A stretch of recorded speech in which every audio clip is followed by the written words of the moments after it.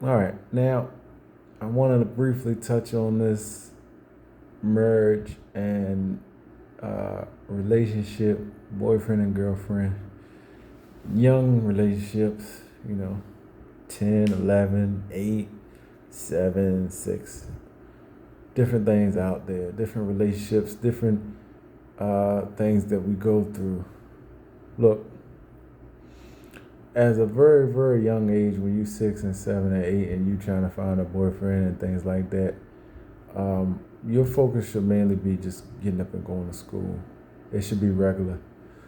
Um, Now, I know that your body might be different and you might have different hormones and different things. Things start early. I'm not telling you to shut them off. But what I'm saying is that you can decrease them by reading your word more and thinking different. If I can do it at my age and somebody younger can, a little bit younger than me or in their 20s can do it, then that means you can do it too. All you do is put your focus on Jesus and stop trying to, rip and run the streets and everything you see, you don't have to get. It's like, prime example, if there was a apple tree outside and the tree is full of apples and it had 1,000 apples on the tree, you wouldn't take all 1,000 of those apples of the tree by hand. You wouldn't take that. It would take you a long time to do that. You would take maybe one apple here, one apple there, something like that. And I'm not saying that's what you do sexually. What I'm saying is that basically, you take your time. Talk to somebody that's intelligent when you go through those situations like that at an early age. There are ways to definitely calm you down. And if you're that age, you shouldn't be worried about having a mate or a girlfriend or a boyfriend. But even if you do, that's what you got, parents, grandparents for and stuff like that. And you can get somebody that you may be with that'll, you can flow with for a little while, and then you'll begin to get older and things like that. But even during all those times, you're reading your word and you're talking to Jesus, and you make sure you put him first, so that way he can keep you out of certain things. Now, I'm going to talk to the even more young adults when I say that, there's a lot of temptation around there from 10 to about 30. There's a lot of temptation out there, and there's a lot of, men and women, stuff like that out there. And there's temptation of, like, homosexual sex. There's temptation of regular fornication sex. There's all types of temptation out there. What you gonna do? Well, we don't know what to do. We just doing, and that's the problem now. A lot of people are just doing anything, or we know what to do, but we're gonna do what we want to do. Well, with that, I tell you the same thing: seek ye the Lord. Stop running the streets. Stop jumping into these relationships so fast and making your young parents, grandparents at the age of 20 and 30 and things like that, 35, when your grandparents supposed to be, in the upper, I want to say upper 50s. They're supposed to be older, things like that. You're supposed to be a little older so you can be a little wiser, so you can take care of your children better. That's how it's supposed to work. You're supposed to do a little growing first and be able to take care of your children, things like that. Now, there are specific situations, like, back in the day when they were like great kings and they would take a really, really young wife, and then, of course, you'll be able to take care of your baby. That's something different. That might be 1% in today's society. But I'm talking about for regular individuals and stuff like that. Yeah, it's nothing wrong with waiting. Don't worry about no peer pressure. It's nothing wrong with waiting. I got to have it. I got to have my sex. I got to have all this lust and things like that. And I get it. You got hormones and testosterone, and you want to fulfill those urges. But you got to think about the diseases we have now. You got to think about early childhood. All those things is what you think about. Go ahead and if you're gonna do what you do, okay, but make sure that you know X, Y, and Z. Use your protection. Use your condoms. And see, if we were doing it the right way, we wouldn't need any protection or condoms because we would find the one that the Lord brought us to, and we get married, and you never had to worry about condom. We could put the condom industry out of business. You ever think about that?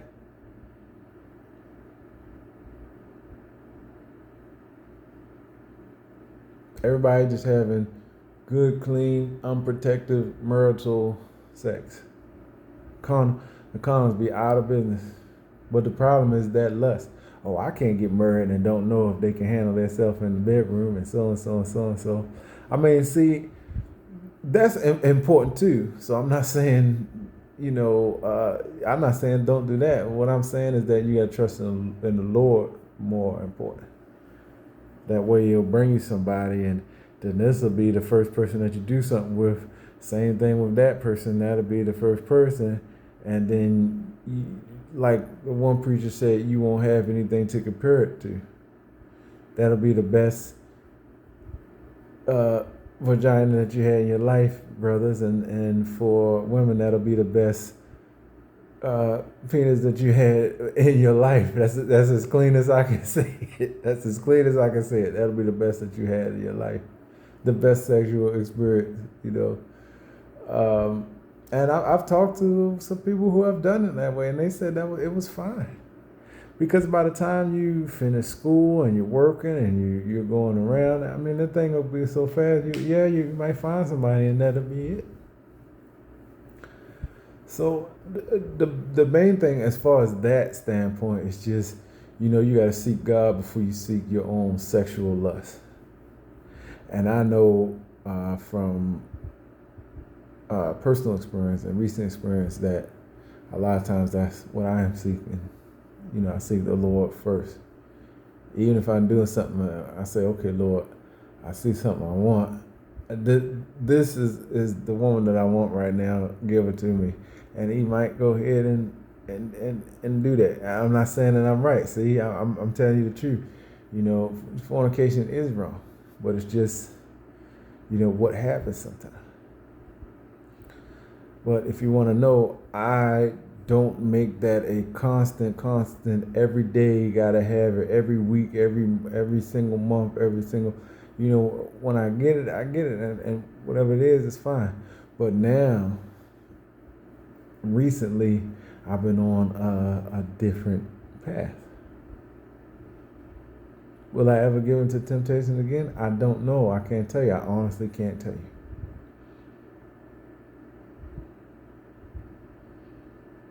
And I mean, you think about it, fellas. You're doing your thing, everything, and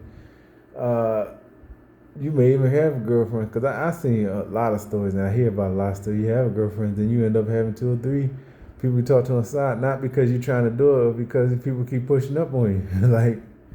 But it's all about your willpower, and you taking your time, and about what you're saying. Look, you cool, but I do got a lady, and she's nice to me.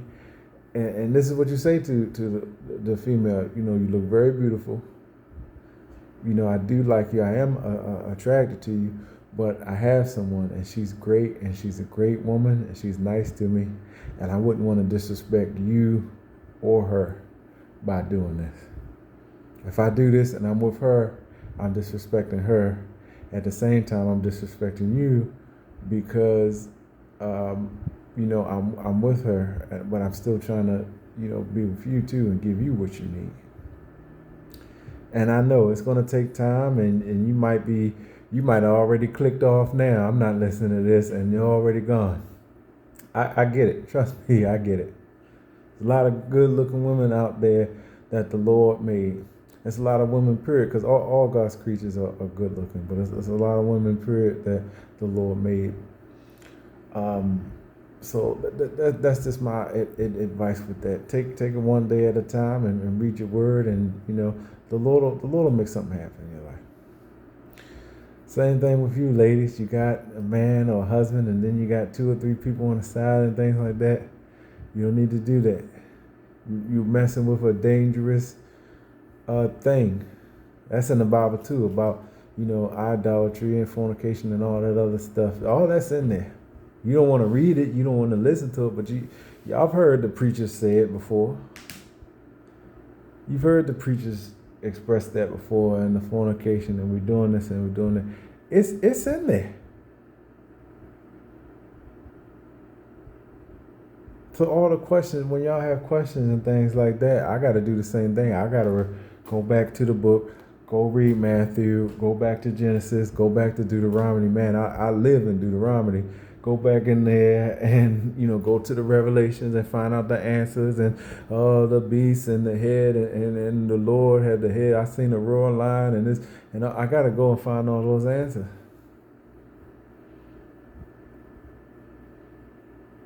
And the lion, and some people have been up there in heaven when they see the lion with several eyes, and then see the all white, and then see the Lord, and then they claim to see, well, who was standing around you? Well, I don't know who it was because I couldn't really see him. It was so bright. It might have been the Lord Jesus standing right there. So some people have seen those things, but all these things I gotta take that from the Word, and then I listen to different people's experience, and I watch TV and things like that, and I learn. And before I jump on here, hey Lord, what you want me to say to your people? Sometimes I'm laying down in bed, done got in the bed, put the covers on, close my eyes, getting ready to doze off, and because I told the Lord to remind me, I said, don't ever let me go to bed without getting on my knees and praying. And then just like last night, he said, did you pray? I was like, oh, Lord, don't do it. Don't do it to me. I'm like, oh, man. And so I said to him, if you give me the strength, give me all your strength. Give me enough strength to get back out of bed. And I don't care if it's just a rollover. Let me get on my knees and I'll pray. And I was sitting there, I'm like, oh man, like that. And I felt that strength. He gave me the strength. And I rolled back out of bed, and I said, look, I can't say too much. I'm tired. I'm gonna say what I'm saying, Father. Thank you. I appreciate you today, and something like that. In Jesus' name, I pray, Amen. Because I wanted to go to bed. I was already in shutdown mode, ready to go, soaring off in my spirit to the dreamland, and I had to roll back out of bed, and it was just a blessing, because I told him, remind me, don't let me stick any food in my mouth, not a Tic Tac, piece of gum, anything.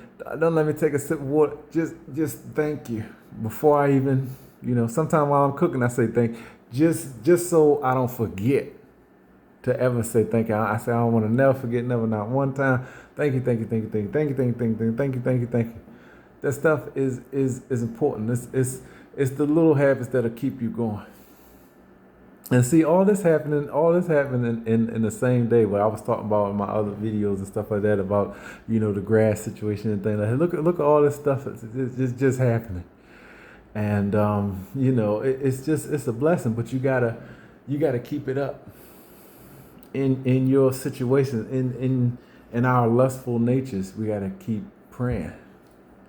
You're gonna make mistakes. He already talked about that in the Bible. You're gonna make mistakes. And I get on YouTube and I see how, the friends are constantly sleeping with the other friend's boyfriend, and they got the number saved, and then they got recently deleted messages and things like that. And then they still be, taking the test. And see, if you're going to do all that, you might as well just go to your friend and say it to their face or something like that. There's no point in some of these videos to just be wild. I say, what in the world is going on? Then you got the mamas sleeping with the daughter's boyfriend, the father sleep with the son, girlfriend, and it's just so much going on. Y'all pump y'all brakes. Take your time. Pump your brakes.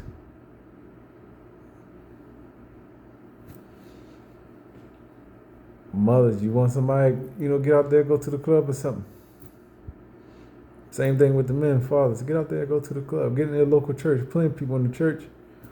Anywhere, grocery store, men and women are everywhere. So it's, I don't even know why that's happening. I haven't really had a chance to dive into that, except for I know a part of that is in the Bible, different things like that. We'll talk about, the children against the parents and things like that. So that all that's in the Bible too, by the way. But I still don't get it, other than the fact as though basically it's just that our nature that we do what we want to do. That's basically really what it is. Because you're not going to tell me you can't find nobody. I accidentally find people out. Sometimes I ain't even looking for somebody. I'm looking, I say, I should tell them to pull over the car so I can talk to this person. I don't want to even think about nobody. So that's mainly what I have to say about that. Just be mindful about stuff. Be mindful of what you do. Pretend this is what I do. Pretend that the Lord is in heaven, and which He is, and looking directly upon you, which He is right now. But He can actually see you. His face is there. His